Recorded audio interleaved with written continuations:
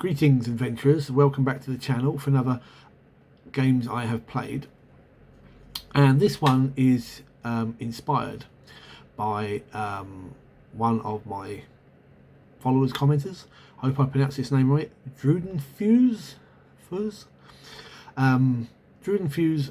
commented on my RPG Day 2021 video from yesterday on Foundation about Star Wars, and I thought, well, actually I played some Star Wars RPGs, let's talk about those in a quick little vid. So thank you, Drudenfuse, for the suggestion, as it were. The foundation of today's video. I was a Star Wars fan from a kid. My parents, we used to have like catalogues that used to be delivered, and you could order anything from them: clothes, washing machines, toys, so on. I'm sure it's exactly the same wherever you are. Every Christmas, when I was a kid, when Star Wars came out, they used to do these little packs of figures. You'd get, I think it was like 10 good guys or 10 bad guys, depending which you ordered. And every Christmas for years when I was a kid, my mum and dad would order me a box of both. And by the time I played with it, but I'd never seen the films. And it wasn't until I'm going to say 1983 that I actually got to watch Star Wars, the original one, The New Hope. It came on TV. I taped it on Betamax videotape, showing my age, and I actually think I wore the tape out because I used to just play it and replay it and rewind it and replay it and play with my toys. And in the late 80s, Star Wars, the role-playing game, was published by West End Games, which was a D6 system. Although at this point in time, I can't remember whether that was a dice pool system or something slightly different. And I remember my friend Chris running it, and I had my first ever character was a Quarren bounty hunter. And I remember we only played about 5 or 6 scenarios, I think, but he ended up joining the rebellion and getting his own Y-wing, and then just basically doing his own thing. But it was a good little system. If you know sort of like the systems like Call of Cthulhu and RuneQuest, this was kind of like how non-D&D game systems were back then. They weren't the level of complexity we have now. They were quite simple and straightforward. And the Star Wars D6 was basically this. It was very simple to pick up. Character creation was very simple because they used like archetypes, if I remember correctly. So you would go, right, I'll have a smuggler, a pilot. I think there was Quixotic Jedi, which I think was meant to be like a fallen or given up Jedi. But there was loads, medic or whatever, and there was loads of things, loads of them you could pick from. And then if you wanted to play something that wasn't human, you added almost like a template, really. You added the stats on, but these archetypes would give you your stats, skills, starting money, starting equipment, and anything else. I think smuggler, you started off with something like a YT 1300 ship, but you owed so much in money to some local gangster. For what I call it, it's a very simple system. It was something that my friends and I, when we were at school and in the few years after we left, would play this quite regularly in addition to D&D, because we were Star Wars fans, and we had a good laugh with it. And certainly back then, one of my, probably my top favourite games. West End Games released loads of material for this. There were, I had all the hardcover books, which basically covered everything from the films, the computer games at the time, like X-Wing and TIE Fighter, through the novels, comics, loads of the expanded universe stuff. And they did loads of soft cover books, which were mainly adventures, but there was also a few guides and things like that. and basically there was so much content they put out for it. It was incredible. They did, I think, what a lot of game companies do with licensed properties, though, which is that they just add extra stuff in. They make stuff up, which is kind of a little bit disappointing, really.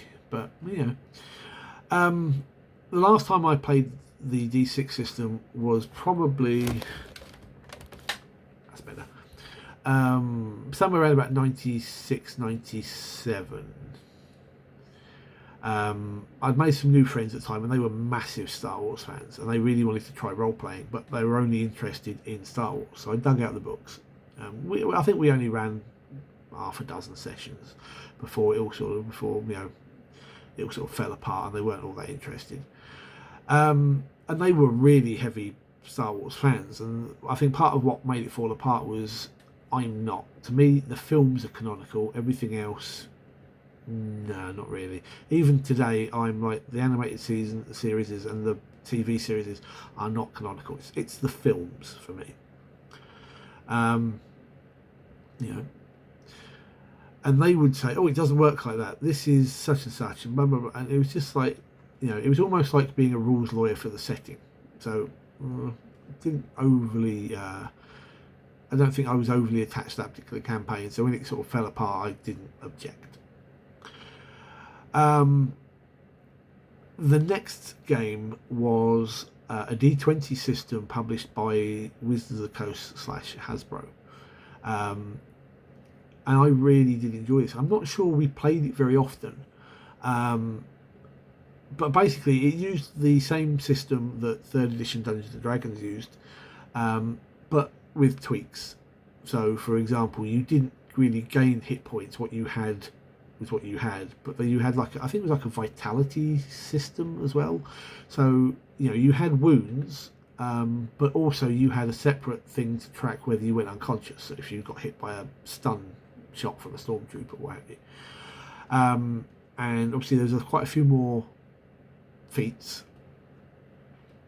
and vast numbers of force powers.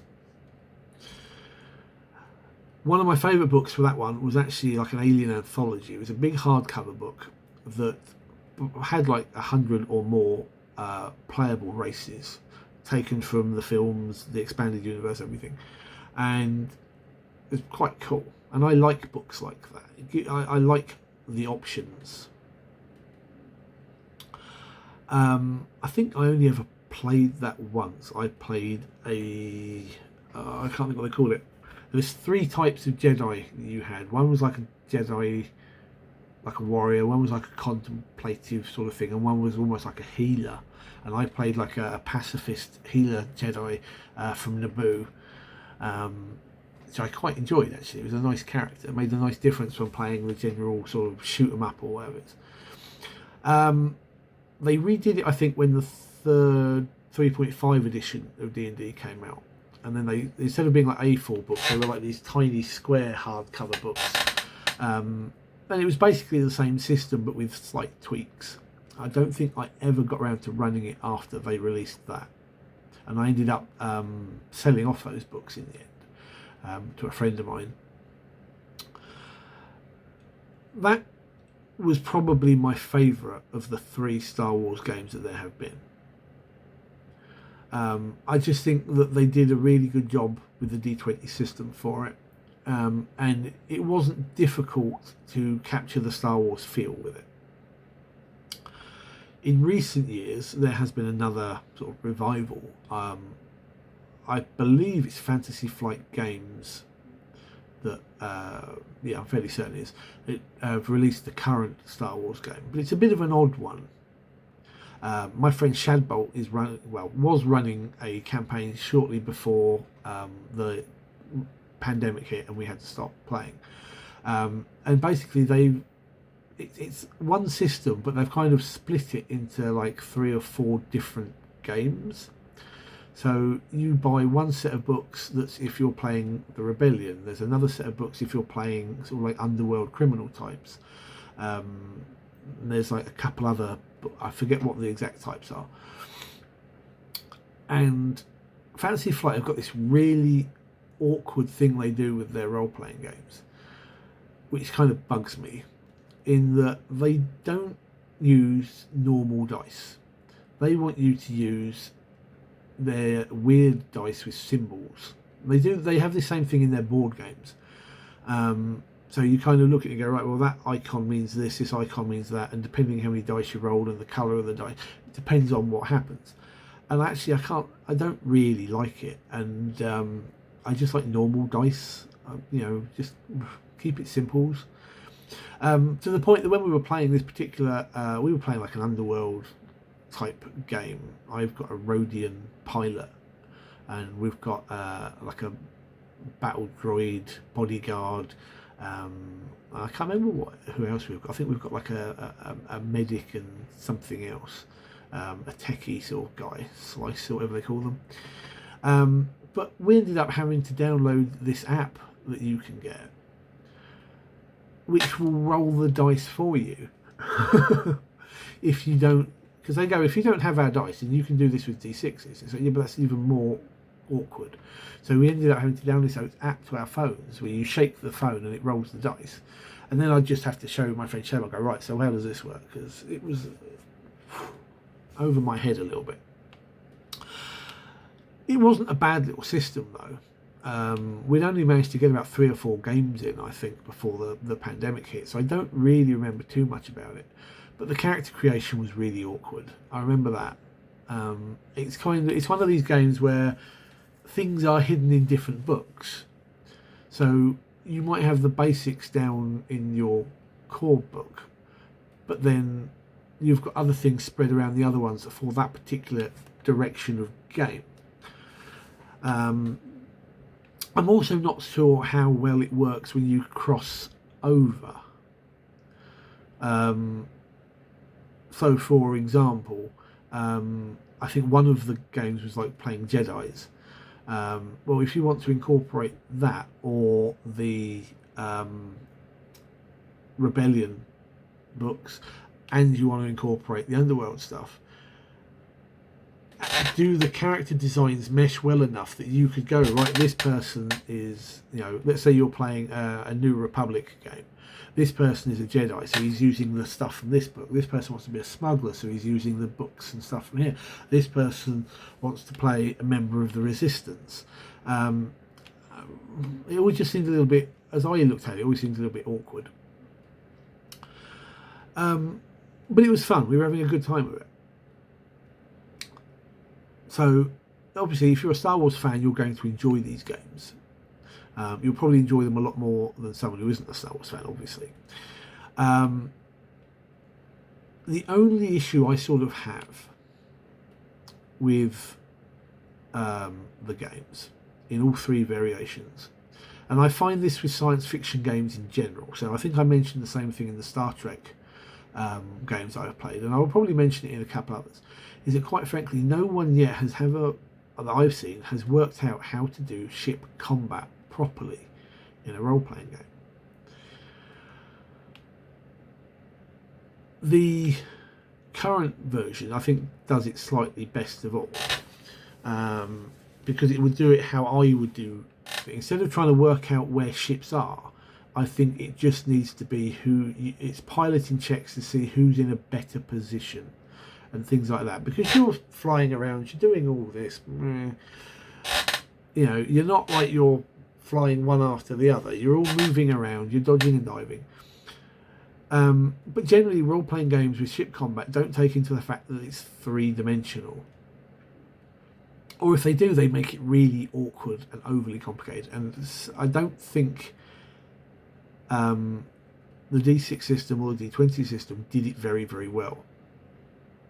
From what I recall of the little bit of ship combat we did in the current FFG version, it followed a little bit more, while I'm remembering, it followed a little bit more the idea of piloting checks to give you bonus dice against, the TIE fighters or what have you, and so on. But yeah, I would really like someone to come up with a set of rules incorporated into games like that to actually properly reflect the fact that you are playing a three-dimensional space, and you don't need miniatures and stuff, and or some sort of weird whatever in order to do it properly. Anyway, just a quick vid. Well, I say quick, quarter of an hour. Just a vid there to talk about the Star Wars RPGs. Thank you